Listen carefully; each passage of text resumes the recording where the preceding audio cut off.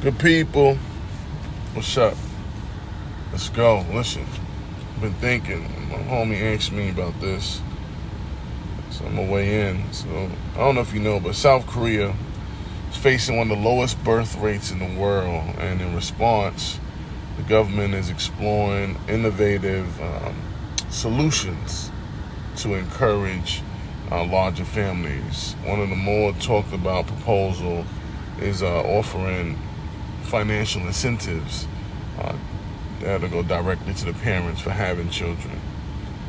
The idea here is to ease the financial burden of raising kids and help counter the country's rapidly aging population. Now, this approach is a part of a broader effort to boost population growth and secure a sustainable future for the country. But like any major initiative, it's worth considering both the potential benefits and the challenges.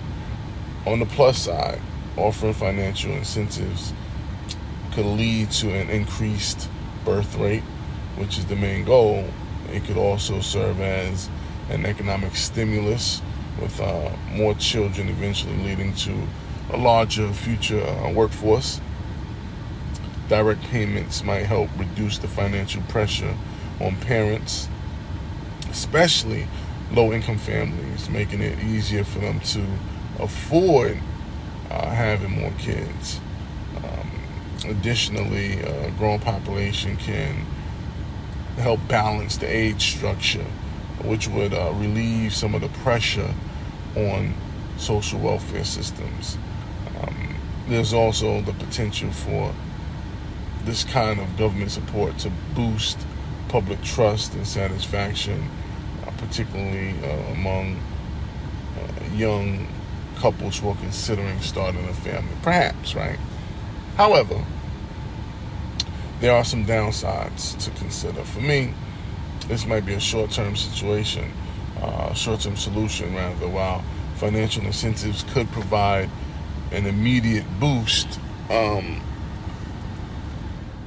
to birth rates. They don't address the deeper social issues like this work-life balance, the high cost of housing, or gender equality. There's also the question of the economic strain. Supporting these incentives in the long run, I imagine, could be a significant burden on the national budget, especially as the population continues to age. Then, of course, there's the risk of inequity, right?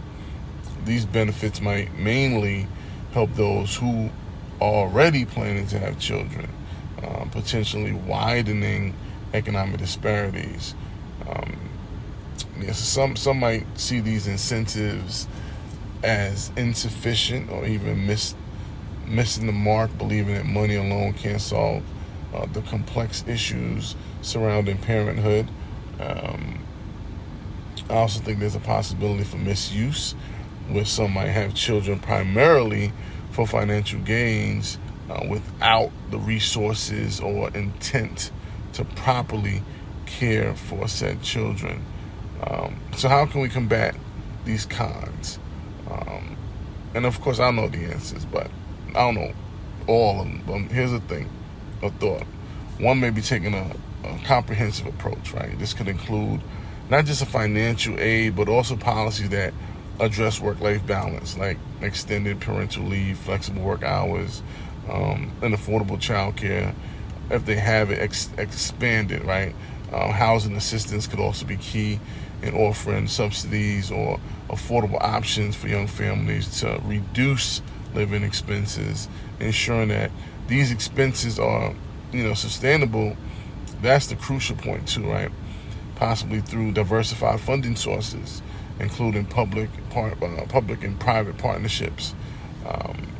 It's also important to make sure that the distribution of these incentives is targeted and equitable, right? Tailoring them based on income levels.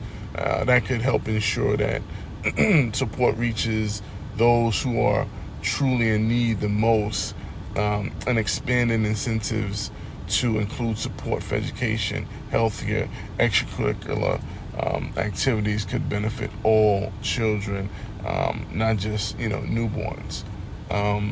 What else I was thinking? Cultural and educational campaigns might also play a role, promoting the social and emotional benefits of parenthood rather than focusing solely on the financial incentives. Public engagement will be key here.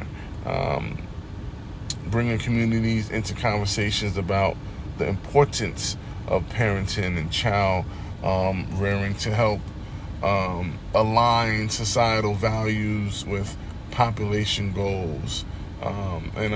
If I close, lastly, regular monitoring and evaluation of these policies, right? That could help make necessary adjustments based on feedback and the changing needs, while implementing like a checks and balances that would ensure that incentives are being properly used in a responsible manner.